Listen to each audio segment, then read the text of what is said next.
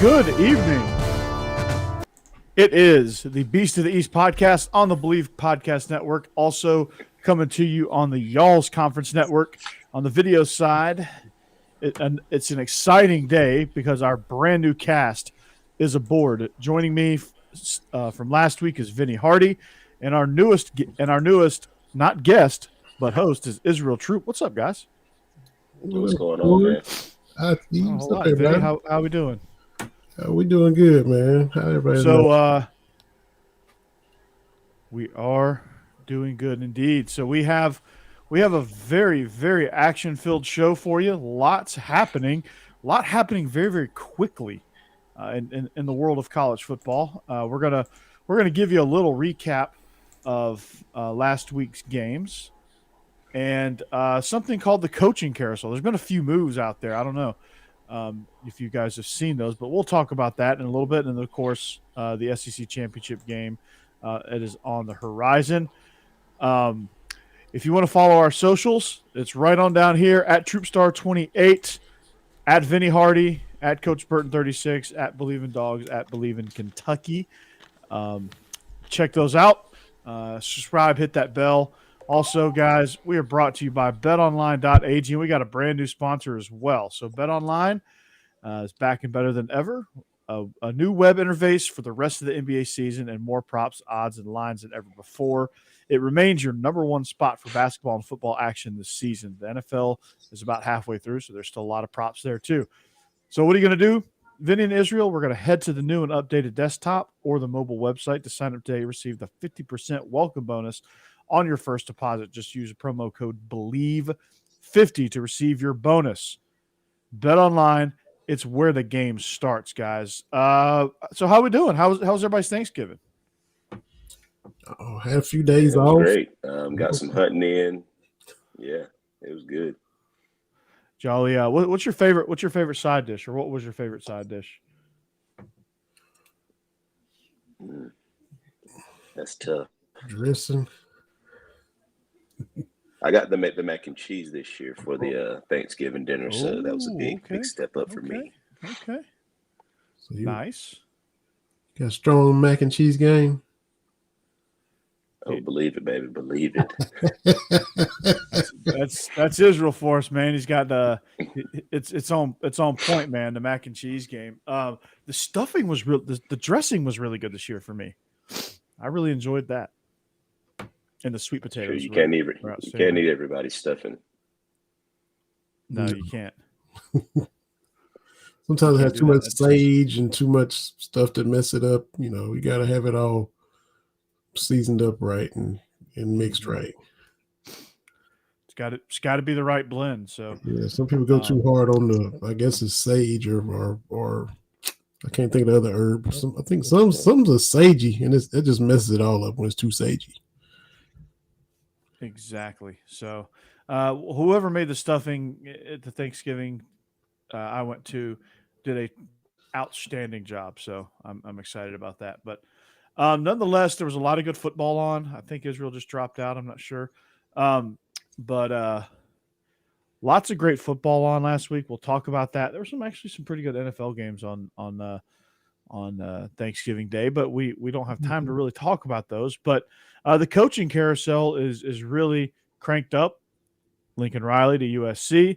Yep. Apparently, Brian Kelly's expected to be named at LSU.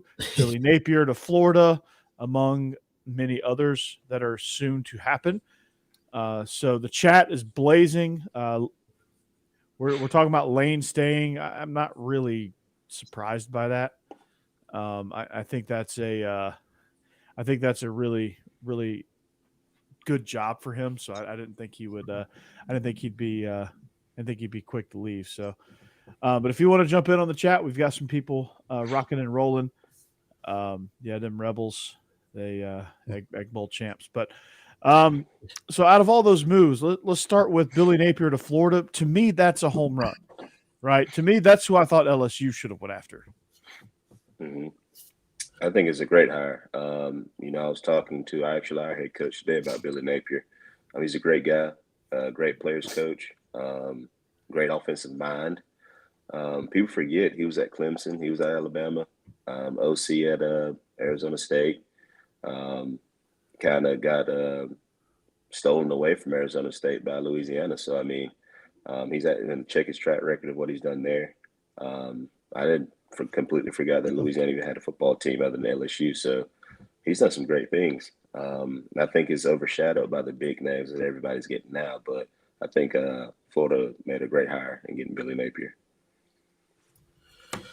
Yeah, he's done his thing down there. And like you said, he could have maybe been plucked up a few other instances before now. Just playing devil's advocate with y'all, he's still maybe not a splashy name as others when you think about Florida, but that doesn't mean he's not ready. But which makes more sense now, Napier now or Mullen when Mullen got hired at Florida, just in y'all's opinion? Napier now. I think Napier's a better recruiter. I think he's got more energy. I think he's a better motivator. It's just a better – I think he's a better all-around coach than Dan Mullen. Now, Dan Mullen, he knows his offense. He didn't forget how to coach. But I think there's aspects of Dan Mullen as a head coach that I do not like as far as the recruiting aspects and the way he runs his programs and the way he kind of handles the media and all that stuff. I think Napier is everything that Mullen wasn't as a head coach, and I think he'll hire good people around him. Yeah, I was talking to a buddy of mine. They're big Florida fans. They were talking about the recruiting process from when Mullen was there and from when I got recruited when Urban Meyer was there. We know Mullen was the offensive coordinator then, and the experience was totally different. They're feeding the kids hot dogs and just it's kind of boring, when you go to Georgia. I mean, you're getting high dollar meals. You're getting catered to left and right. So, I mean, I think the aspect of recruiting was kind of going down. That's why you weren't getting those 4 and 5 stars going to Florida like you used to. It's sad. And it makes sense to see in the product they have on the field. So anybody that's going to recruit during the season is going to be an immediate upgrade. So there's that.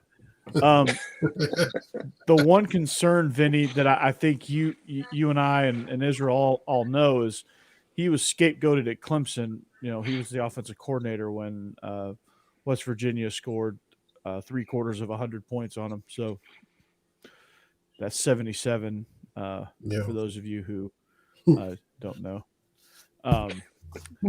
So yeah, that takes a while to wear off. That's a little smudge. Yeah. It took a little time to get in the rear view.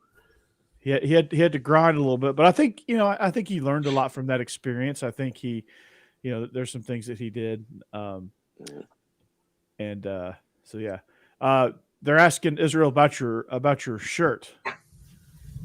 This is our high school shirt. I coach at Monroe High School down here in Albany, Georgia. This is actually one of the 3 shirts that I ordered, but this is the Monroe M, the new Monroe M that we have now. There you go. Yeah, somebody was concerned that you're bringing that Michigan garbage in here. Although Michigan, that ain't garbage this week. If I could get a run game like Michigan's, we'll be in good shape. So Florida, I think they get a solid A. I thought it was all Benny. I don't know if you can see the chat, Israel, but all Benny. Napier is obviously an A. Brian Kelly coming to LSU. I mean, that's all but official, but it's looking like that's going to be the case. My man Cody Caldwell's given it an F. I think that's a little strong, but it's a weird fit, though.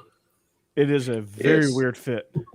If it's a fit for the fit, I think for the fit you get an F for the fit, but I think for an all-around coach, kind of what they're looking for to bring a little bit of stability back to that program. I think they get an A for that. You can't knock what Brian Kelly's done at all. His coaching pedigree is really good. So I think that from a coaching standpoint, they get an A. From the fit standpoint, well, I don't get an F. I give him a D-, because his personality doesn't fit, the Raging Cajun, Go Yeah. Tigers. You know, it doesn't really fit, you know, what they do in LSU, but I think he'll bring a little bit of swag to them. You know, they'll play hard just like they do at Notre Dame. I think it's all depends on who he brings and puts around him. That's going to make that job worthwhile. He got to do it quick too. He ain't got time to mess around down there. We know that. But the talent in Louisiana, he got it all to himself, and you know it's hard to mess that up. And we've seen and Les win chips down there, but you can't be dilly-dallying around and starting off sluggish down there. They'll chew you up and spit you out. They will. They will. They will quickly put you in a pot of gumbo and they will run your butt out of town. So, I mean, as a fit, man, I don't know. Like, I think, you know, it's not a great fit, but I mean, who out there that was available was a great fit? I mean, Matt Campbell would not have been a great fit. Obviously, Lincoln Riley was not a good fit. He spurned him for USC. Hugh Freeze was never going to go back to the SEC. Bill O'Brien is an even worse fit than Brian Kelly. I mean, Bill O'Brien is a Northeastern guy. Like, he's a New Englander, I think. I mean, he's about as far away from the Cajun personality as you could possibly get. So, I mean, at the end of the day, is the guy genuine? Can the guy coach? Is he going to surround himself with great people? And I think he will, because he has already at Notre Dame. And he's going to go to a place where it's a little bit easier to recruit because you're in a great home state of Louisiana. You got Texas right next door. You don't have the strenuous, overbearing standards that Notre Dame has on the academic side, which is good in a lot of cases, but sometimes can handcuff you a little bit. So I don't know. Like, I think it's going to be ultimately, I think it's going to work out because I do believe that he can get the job done. And I don't want to really say I'm a fan of his, but I think he can turn the tide a little bit and say it wasn't just because he was at Notre Dame the reason why he did a good job. So I like the hire overall. It's a weird fit, but I think I like it. I'm not ready to give it. I'm bringing my DC. I'm bringing my DC. Got to, right? You got to. Is he getting consideration to get promoted though? Probably not. Probably not. Unfortunately, he should, but he probably won't because they like LSU, they like USC, want to just go for that big splash. Urban Meyer. That's what I'm hearing. Urban Meyer. That's right.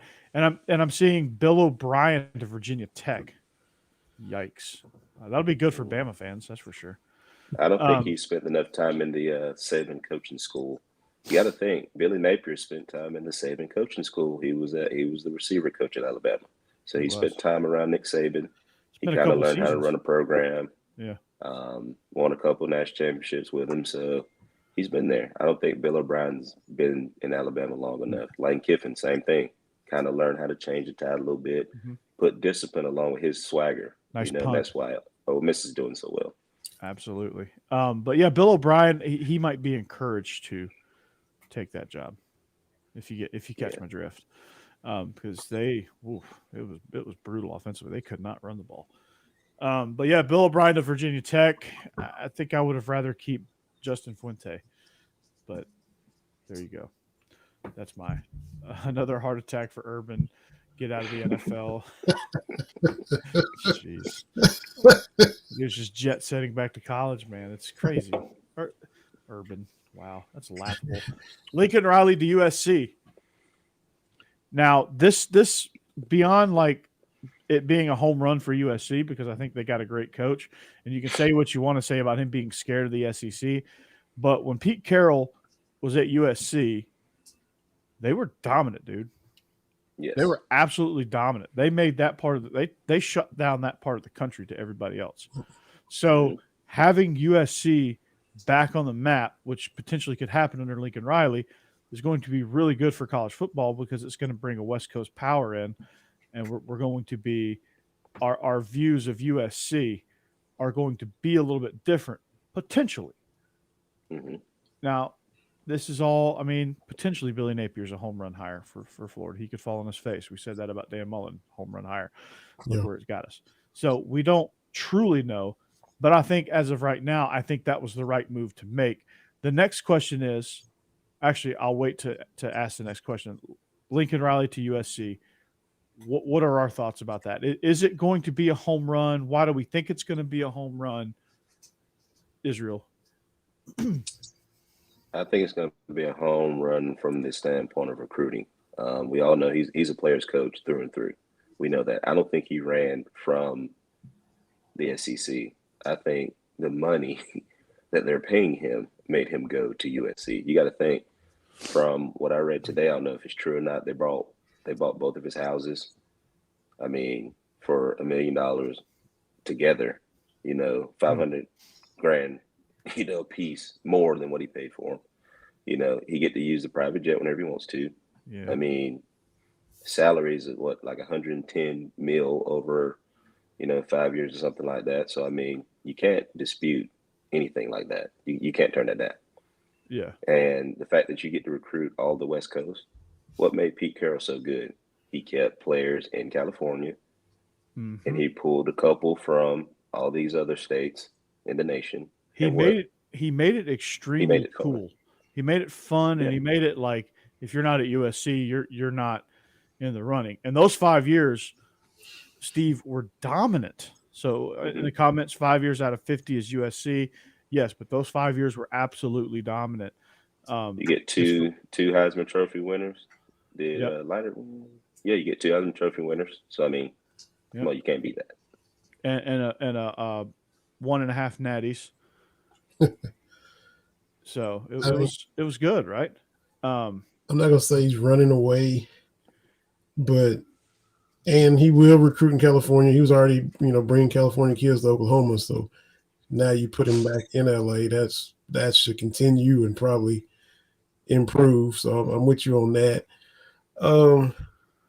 Maybe he's not running away from the SEC, but the easier path in the Pac-12, and if he can recreate what Pete Carroll did, it's gonna be a lot easier in that league than if he was coming to the SEC with Oklahoma in a couple of years. Honestly, I mean, I think he was still, maybe he got out while the game was good, because Oklahoma could easily have 6 losses this year. They played with fire all season long, had a lot of close calls.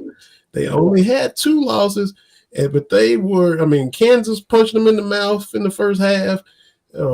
All these, really treacherous outcomes. We know it's a game of inches and go either way every week. But he could have easily been 7-5, and nobody is, everybody talking about the shine coming off of him. He got on and got that 10-2 and dipped on out, and getting was good, roll on out and start a new chapter, take a new challenge. But we could have been talking a whole different conversation about Lincoln Riley this year. Absolutely. I mean, it was so close in a lot of ways. And yes, I have said numerous times, OU is a very, very soft team. But honestly, like, they were that way under Stoops too. So I don't know that he didn't turn them into a soft team overall. Like, they can be physical at times, but I think sometimes when they get hit in the mouth, they don't respond very well. They've always been that way under Bob Stoops. So to me, this is where we're really going to see Lincoln Riley. Right. We're not, because he kind of just took over for Bob Stoops and kind of just continued on, and then just kind of took it to a very, not like a huge jump, but like he took it to another level, not quite the level that OU fans wanted, but he took it to another level than Bob Stoops. But he kept winning the conference, kept getting them into the playoff, even though they were getting 2 Heisman Trophy winners. 2 Heisman Trophy winners. So, I mean, he did a tremendous job. Yeah, were they soft this year? Absolutely. But they've been soft. That's the reason why they get shellacked in the playoff games, because they're soft. The Big 12 is a soft conference.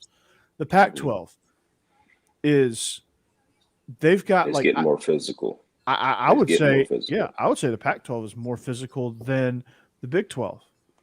I would say it's tougher. Like, you have Stanford, you have Utah. Oregon, you have Utah. Utah will flat slug you in the mouth. Whittingham, you got Cal, who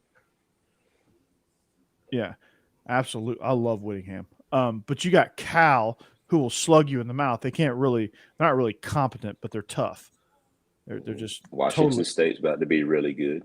Washington State's about to be really good. Oregon State is getting better. It's They're coming.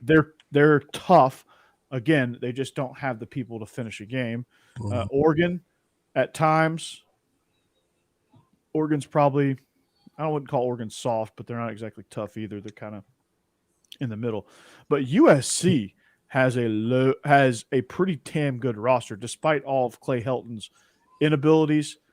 Like, they've got some players that Clay Helton would have never gotten anywhere else. Defense wins championships.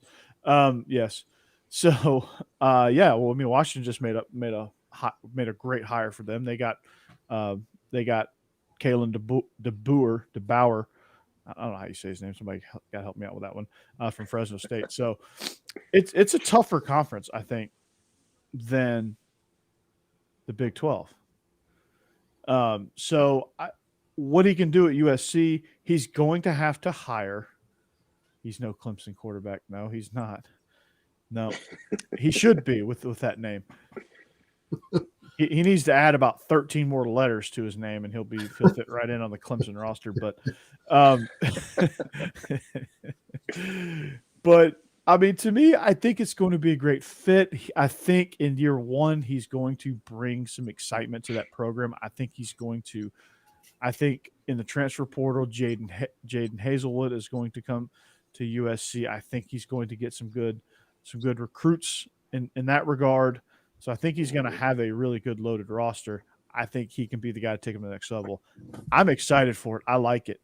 But my main question is, here's the elephant in the room. It's going to affect possibly two programs in the SEC: Tennessee and Kentucky. So, Vinny, I'll start with you. Are you nervous a little bit that Mark Stoops could end up at Oklahoma? Is there any indication that he's looking? He's still saying all the right things. He was out recruiting today. One of the big issues he's requesting was, recruiting budget and private jet and all that kind of stuff like the basketball team has. And you saw him stepping out the jet today on Twitter, talking about big game hunting. And he was up in New Jersey. He was everywhere. I don't know if he wants to be kind of in Bob's shadow and follow Big Brother and all that. I mean, they get along in their family, but I've never got the feeling that it's like we just gotta be together. He could up and decide he wants to do that now that Lincoln is gone. But that one is probably maybe the most concerning one. LSU and not really Florida, all these other ones.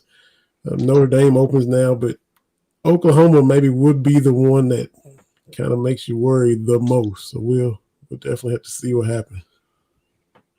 But he's still. Yeah, I mean, I'm hearing Venables too. Mm-hmm. Yeah. But yeah, they're going to Kentucky's going to have to bring the bank at him, I guess. Yes, because Notre Dame could come calling, and also Oklahoma could come calling. So he'll get a raise nonetheless.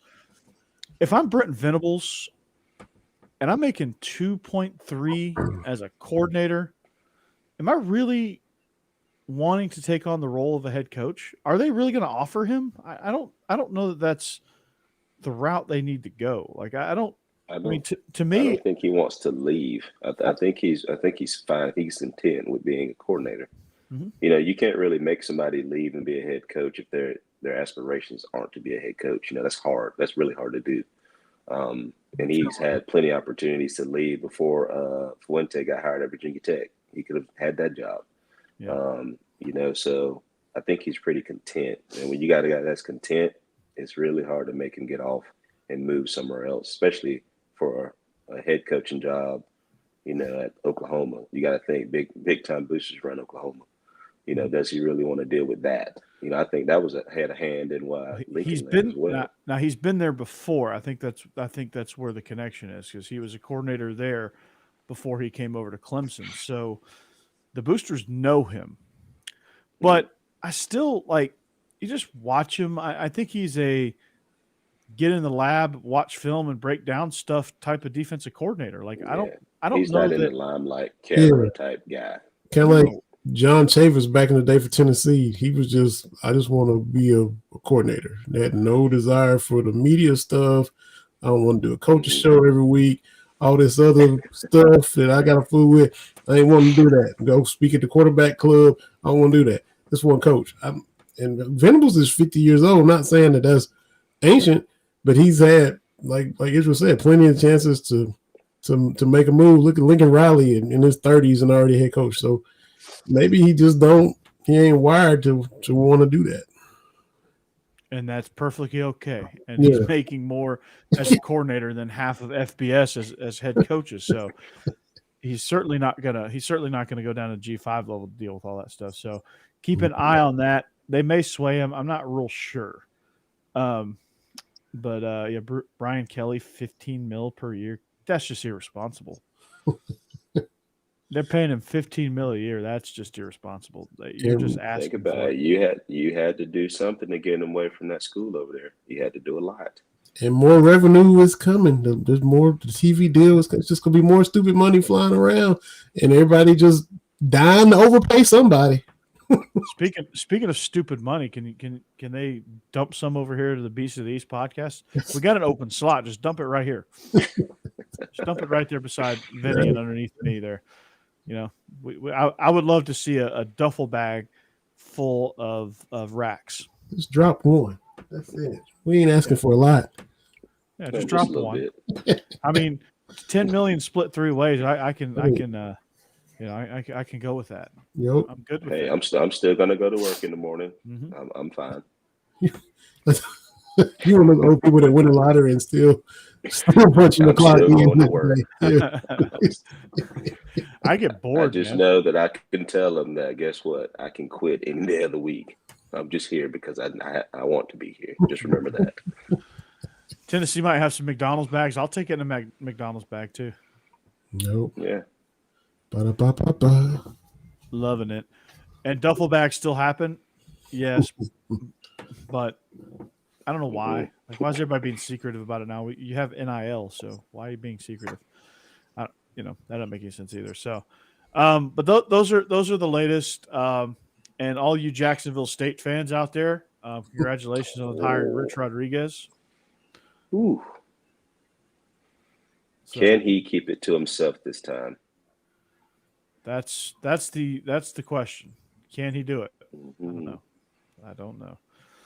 I do not know. But that is your coaching carousel for the moment. Now, if you get on Football Scoop, I'm sure you'll find some more like who's going to be at Colorado College of the Mines. Mike Bobo, he's not Oh, returning to the staff. I forgot about that. That's more of a best of the West type thing, but Israel, I know that one hits a little close to home.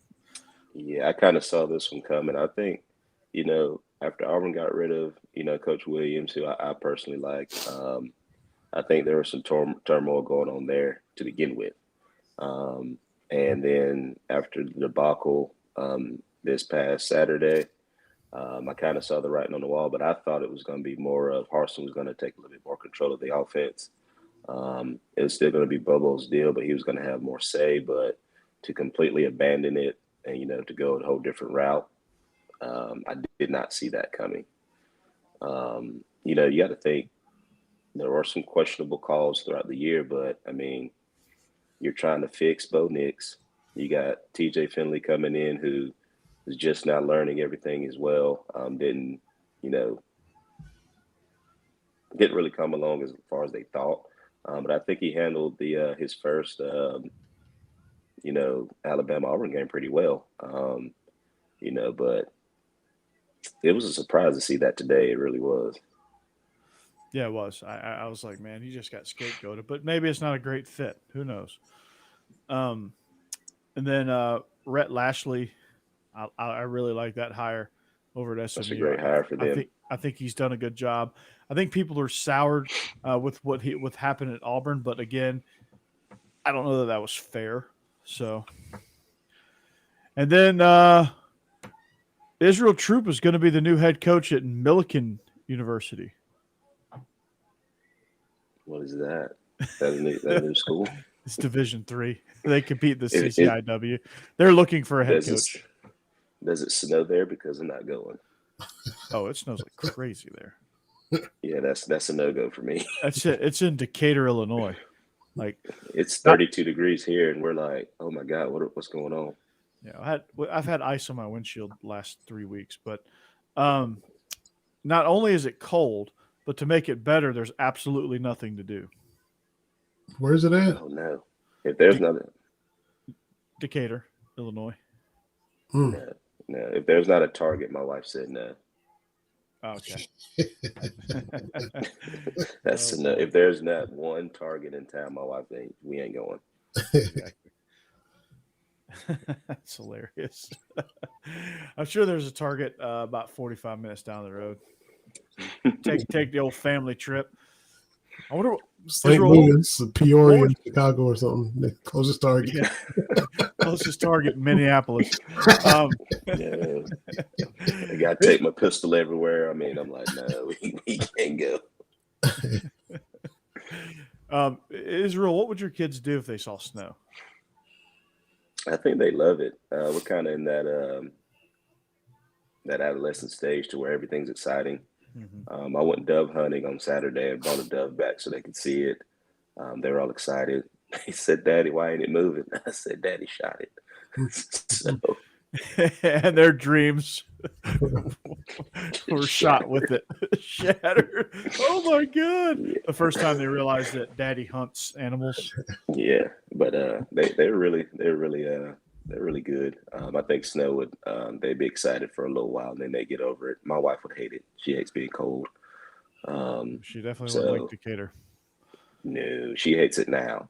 And in the morning time, she's like, I don't want to go outside. So if she wakes up and sees snow, it's gonna be ball game.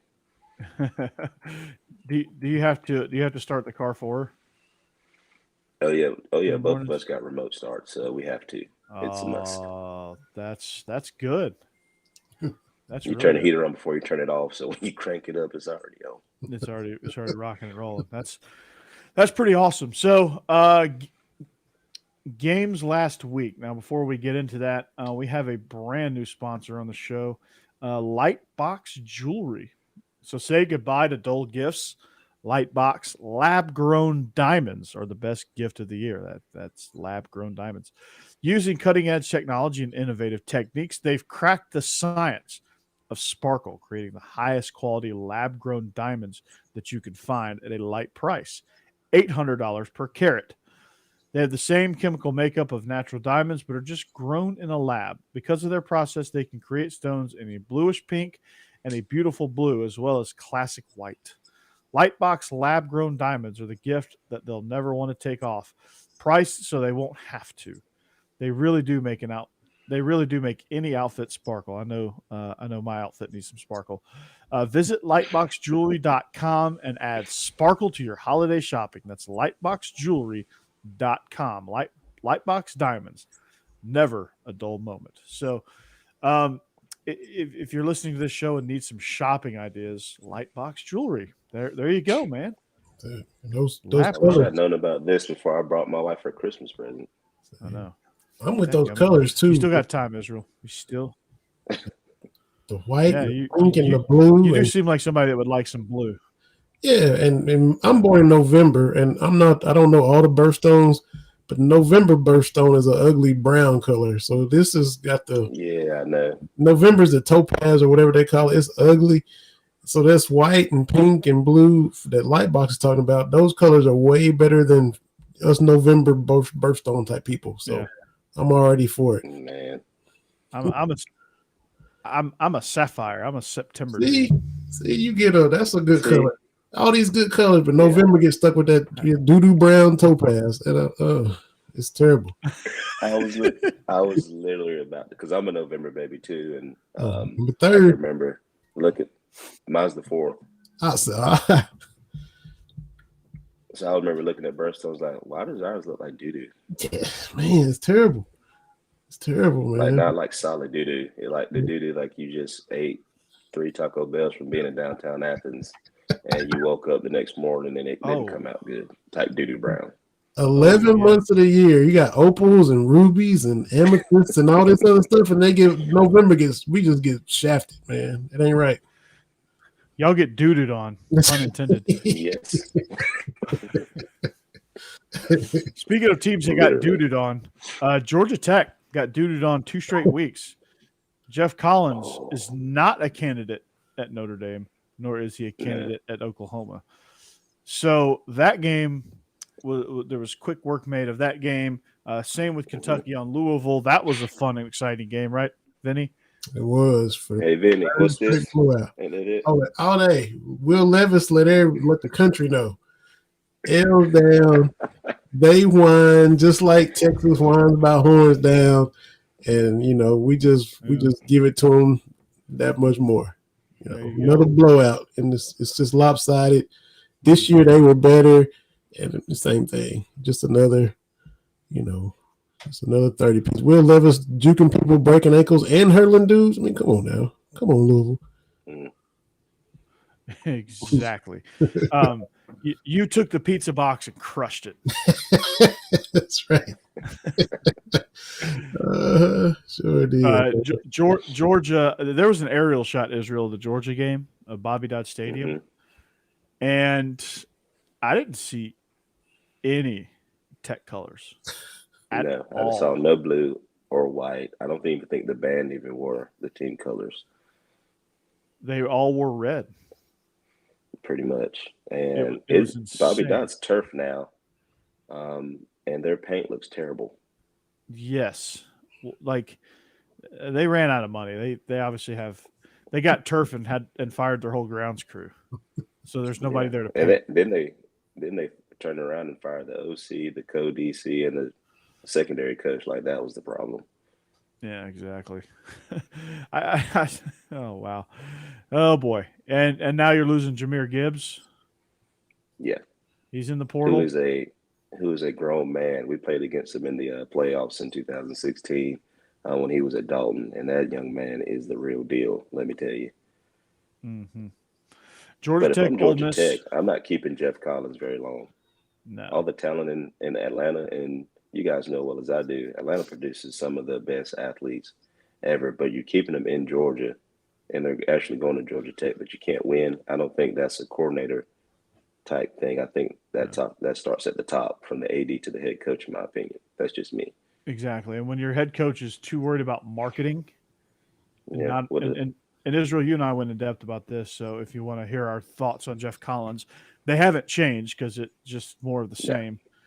He's just too busy marketing and doing the ATL thing and the Waffle House Cup and all the gimmicks, and there's no substance behind it. So, like at some point, if I'm Georgia Tech, I'm getting a guy like Coach Stoops, Mark Stoops. That's hard nosed, no nonsense. Like I'm here to win football games. I'm here to, recruit players who want to win football games. That's the kind of guy from Georgia Tech. That's what I'm going to get. You need somebody with a Paul Johnson approach, but recruits better.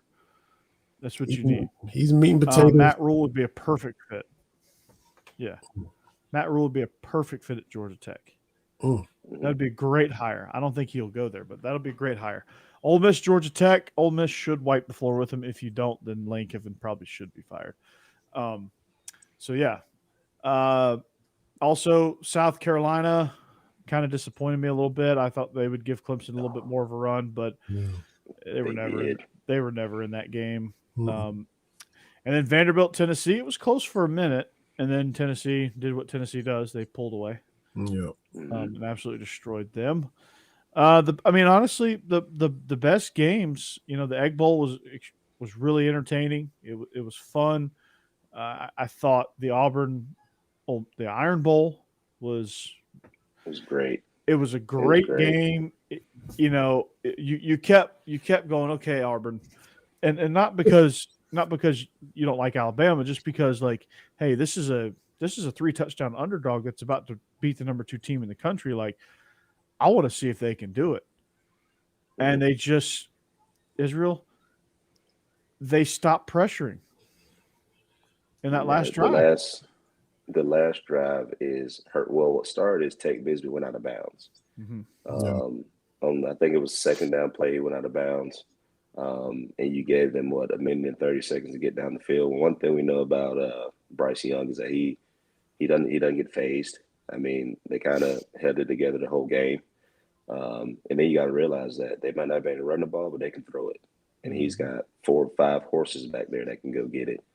And then number 23, bless his heart, he became a liability because Mechie ate him up to win the game. But the touchdown throw, you're one-on-one.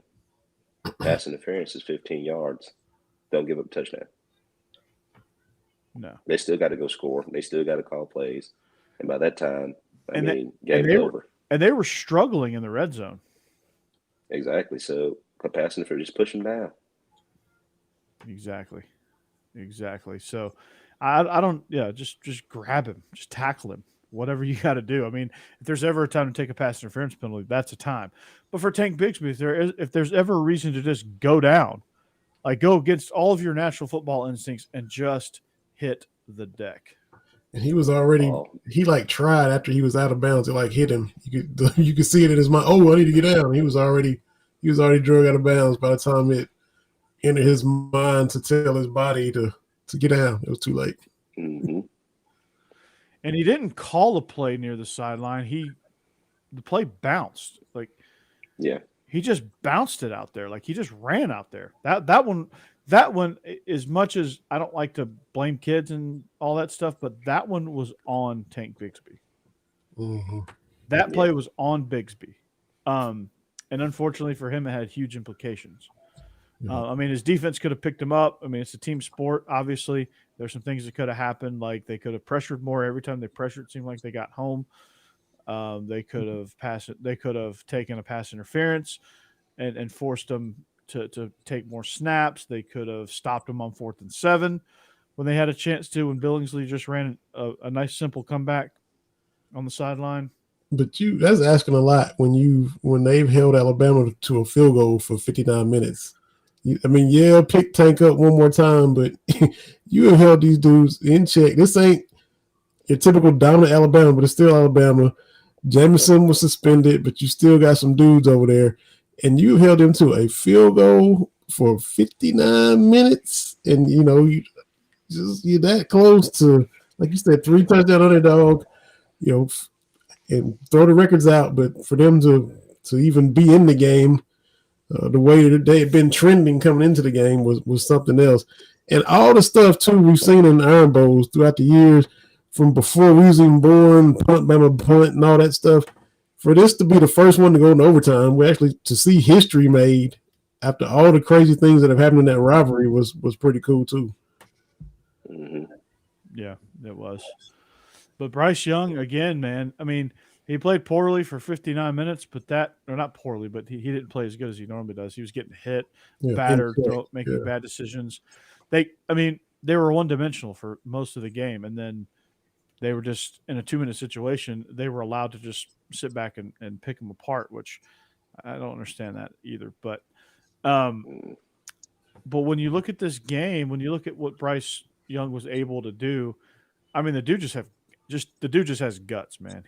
He climbed the pocket, hit several throws to push him down the field. The dude just threw an absolute dime on that touchdown. It was a beautiful throw.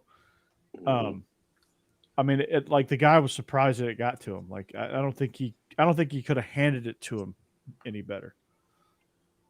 Yeah, you can't take a freshman and put him in a situation like that and expect the outcome that you get in the Iron Bowl.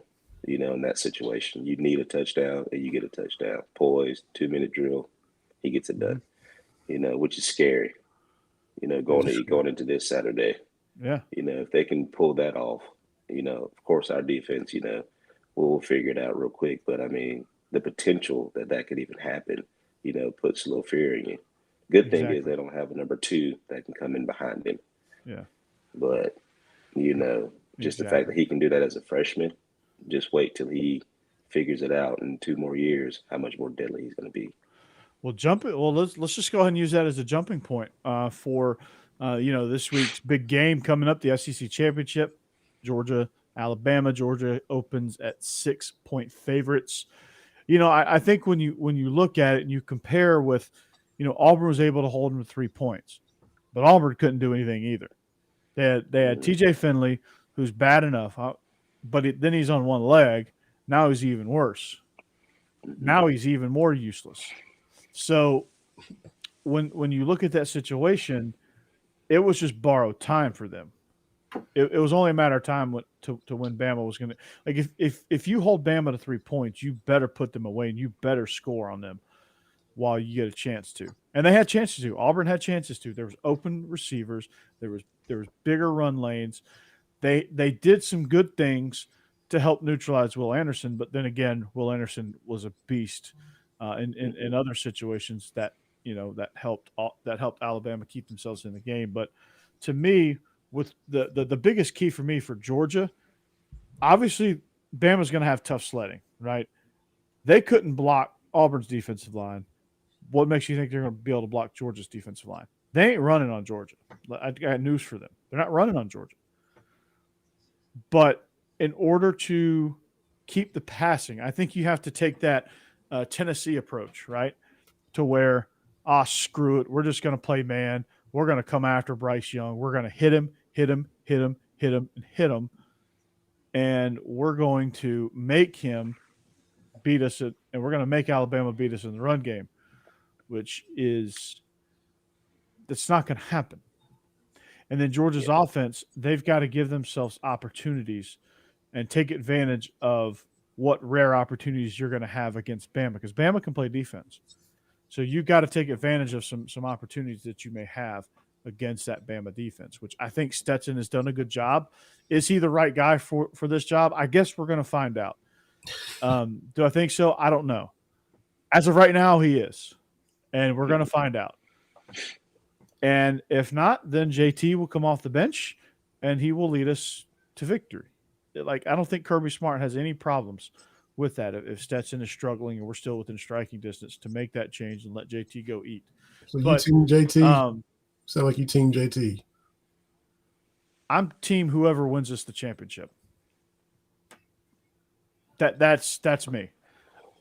If it's JT, great. If it's Stetson, great. I really don't care.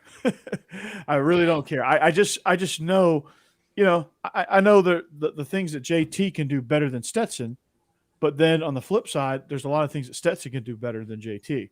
And I think for what we do philosophy-wise offensively, it seems like Stetson's skill set is the best fit, which has me really excited for Brock Vandegrift and for Gunnar Stockton, because those guys are 5-star versions of Stetson.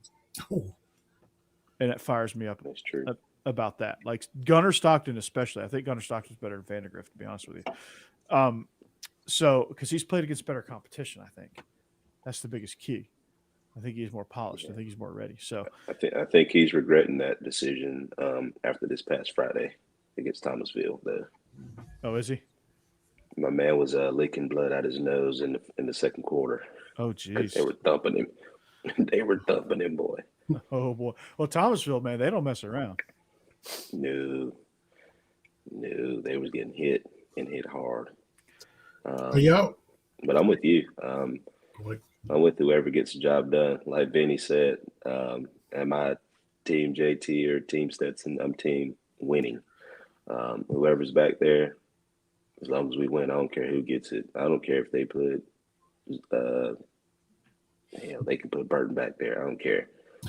Well, we're gonna dominate if I'm back there. Are you talking about my cousin? We run the Wildcat. You talking about my cousin Jermaine? My man. That's right, my cousin Jermaine. Well, I can get it done too. I can get it done That's too. my cousin then. Yeah.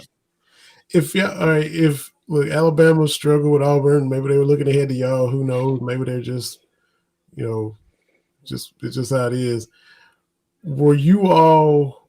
And look, Auburn is a rival of y'all's as well. I mean, Georgia Tech, Auburn, Florida, depending on what age the Georgia fan is you ask, you probably get a different answer.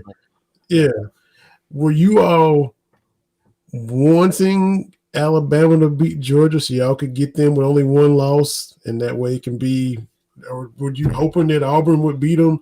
What was going through y'all's mind Saturday? Let's get a 2-loss Bama for the championship game, or let Bama come in with 1 loss, and how did it matter? I'll say this: Bama is Bama, whether they have 1 loss or 2. Either way, I think if we beat them, they're out of the playoff. Mm-hmm. The way it sits at this moment, I don't think there's going to be a 2-loss team in the playoff. So if we win, they're out. That being said, Bama is Bama. They already clinched, so there was no threat of them losing that spot. And I think for us to be vindicated, for some odd reason, it has to be Bama. Mm-hmm. We have to beat Bama for us to be vindicated and be taken seriously. Now, winning the SEC is a serious thing. Like, you get some serious credit. But the year we went to the national championship, we beat Auburn in the SEC championship. We didn't knock off Bama. Like, that seems to be the standard right now. Because we've had those close games with Bama, the one last year, the SEC championship and the national championship, and games in the past as well. I think that's kind of stuck in everybody's mind, where if they don't beat Bama, they really didn't accomplish anything, which we could have played Ole Miss, beat Ole Miss, and I still think it would have been a tremendous deal, because winning the SEC is a huge deal. Getting the playoff is a huge deal. But for the sake of getting that monkey off our back, to me, it's got to be Bama. Yeah, so I think at the same time, with the only reason I wanted Auburn to win is so Bama couldn't get in the playoff if we were to lose. Yeah, because they would have 2 losses, and I mean, we all know if for some reason Bama beats us Saturday, they're going to put Bama in the playoff. Like, we know that. But Bama with 2 losses, and for some reason they just happen to beat us or anything like that, I don't think you, like Corey said, you can't put a 2-loss team in the playoff. If that's the case, then Georgia should have been in a couple years ago and all that. Now you just go against everything in the playoff. Mm-hmm. Now you're just kind of doing whatever you want. So, but I think there's plenty of, like, Michigan is going to win their title. They're going to be in. I think Oklahoma State, if they can beat Oklahoma again, they'll be in. You can't. I mean, at this point, you can't leave Cincinnati out unless you put Notre Dame. Mm-hmm. So I don't know. I can't see you leaving a conference undefeated team out to put Notre Dame, who has done nothing in the playoff. I think Cincinnati's going to give you a best game out of that situation. Exactly. So I don't think a 2-loss team gets in it, but I could be wrong. They could just completely jump Oklahoma State and say, sorry, Oklahoma State did all of that to win the Big 12, and then they just get left out. They just need to go on expanding this thing. But yes, I think it's good that Alabama got taken to the wire on Saturday. I think Auburn did their job of banging them up. Like, Alabama went into that game thinking, and we all did, thinking, okay, starters will be out by the end of the third quarter at the latest, if not sooner. Right? We all thought it was going to be a Jamison Williams and John Mechie air show, and they were going to make sure all the light bulbs on the scoreboard worked, right? And I think so did Bama. Like, this Bama team mentally, I don't think they have the same mental capacity, the same edge that they normally have. You guys with me on that? Yes, they still have an edge. Like, I knew Bama was going to win that game midway through the fourth quarter because they just kept making play after play, and I just knew one of those was going to break, and they were going to win. Because Auburn looked like they were trying so desperately to hold on to something. Like when somebody's like pulling something away from you and you're like holding on desperately, but you're going to lose it at some point. Yeah. And then the person pulling knows that if I just keep pulling, even though I'm not getting it, all of a sudden I'm going to break it loose. I got to be ready for it. That was what Bama was, and that's what Auburn was. So they got taken to the wire. That moment didn't happen until the fourth overtime, where Bama just kept struggling to pull the game out of their hands, and they just couldn't do it until the fourth overtime. And Bama walked out of there banged up, bruised, battered, emotionally drained, physically drained. You don't have your best player, obviously, in Jamison Williams, but he'll be back. He served his suspension for targeting, but it's just not the same. It's just not the same look to me. Right, and it's hard to be where they've been year in and year out. So this is a little bit of a drop off for them, and they've managed to go 11-1 in a quote non-typical, usual Bama year. So you guys get them this time, and you guys been wanting them, and it's been this collision course all year long. And Saturday at 4:00, we finally get to see it. I still think it should be prime time too. I always think the SEC championship game should be at 8:00. I mean, put these other ones in front of it. Put the Big 10 and the Big 12 at 3 and 4 o'clock, and let the SEC be prime time. I always thought it should be at 8:00. Yeah, I always think of prime time. CBS for me is the 3:30, 4 o'clock game for me. Somebody asked me that they actually widen Georgia prime time. I said it is prime time. I mean, that's when I watch football. Saturday afternoon because you're going out with the wife Saturday night, and Saturday morning you're running all your errands. Yeah. So it's prime time right there, man. 3:30. That'll work. That'll work too. I'm not a big fan of night games for this one, especially. SEC. CBS 3:30 is usually when we play. All eyes are on you in the middle of the afternoon. If you move it, I feel like it kind of takes the luster out of that because like I said, we're used to 3:30. That's prime time. CBS, Gary Danielson, and all those guys are used to them being at 3:30. That's the prime time game. So I love it. I think it's going to be a great atmosphere. Like you said, this is what we wanted. We wanted Bama, and we got it. So what are we going to do this time? And I don't care what you say. They're still the number 2 team in the country at this moment. So people are going to try to claim, oh, Bama's down. They're not as good, yada, yada, yada. They're still the number 2 team in the country. So if we beat them, it's an accomplishment. It's not like we're taking on a 4-loss Bama here who's just limping in because they were the only team left standing. Mm-hmm. They're still good. I'm glad for y'all's sake they pulled it out against Auburn. So that takes away that they're down even more because they're quote down, but they're still a 1-loss Bama team. So that for perception wise, for y'all's sake, you're still getting Bama as good as they can be. They dropped one to A&M. They've been come in and had 1-loss seasons before. So it's not like they can even say, well, they beat a 2-loss Alabama team. This was, so that throws all that out the window for y'all's sake, for the people that want to yap and chatter about that kind of stuff. So y'all don't have to really hear as much of it as I think you would have. Yeah, but let's be real. Is Alabama ever really down? They don't. They just reload, and I think this year is just a trying time. Mm-hmm. They got their coaching changes. New faces everywhere at their positions. So they're not down by any means. I just think that they're reloading, and it's taking a little bit longer than it should than they're used to. Yeah, and they only lost one game in this process. Yeah, with that, so if they lost if this one is their game down year, and you're considering it a down year because they played a tight one with Arkansas, who went from 2-8 to 8-4. Mm-hmm. Okay? And Florida had a close one at Florida. And Florida, who used every last ounce of strength and will and talent to keep that one close. You lose in a tough home environment. You lose in a tough road environment, or you don't lose, but you almost lose in a tough road environment where you actually jump out 21-0, and then with a freshman quarterback who's never played in an environment like that. Let's see what else. You lose to A&M, which is they just came out flat. They were out of their minds that day. Yeah.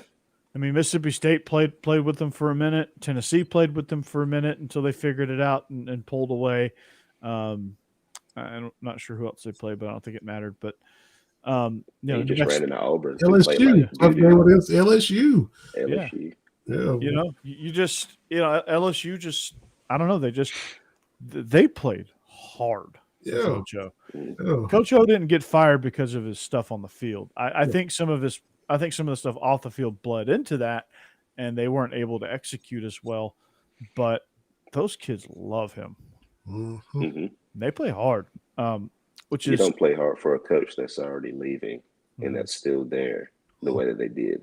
they wanted to send him So out that the just right goes way. to show you how goes to show you how much one confidence they had in Coach O and his impact on that team. Mm-hmm. So, Mm-hmm. Brian Kelly, the cherry tomato, can he do it? So yeah, I made a mistake. Stat boy, show me where I'm wrong.